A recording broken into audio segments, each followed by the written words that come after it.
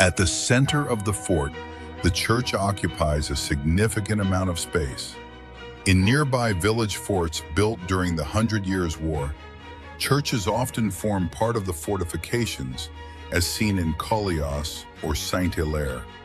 In Vers, this central position might hint at the ecclesiastical origin of the village.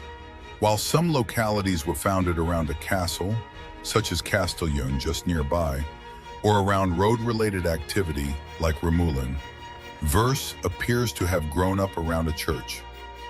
According to Abbé Guaffon, the village may have crystallized around an abbey.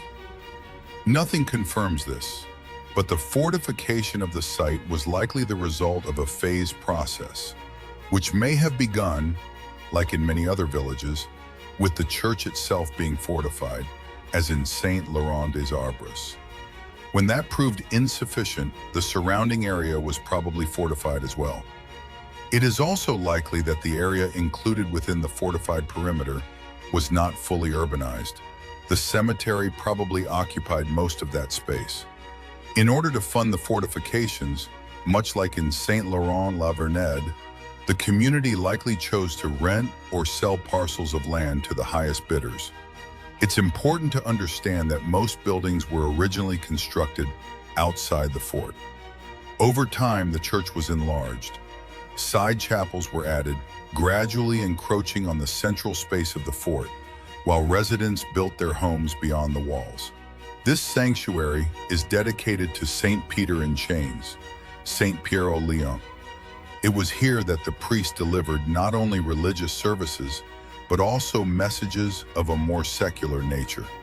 In the early 18th century, a moniteur, a public summons from the ecclesiastical authority, was read aloud in the church, obliging the faithful to respond to the local judge's questions regarding an act of rebellion.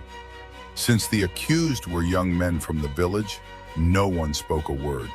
The priest prepared to read a letter from the bishop, threatening excommunication for those who remained silent. But before he could continue, noises filled the nave, drowning out the moniteur. People stamped their feet, cleared their throats loudly, spat, coughed. The priest was even physically threatened as he exited the church. In every respect, the church was for centuries the heart of village life.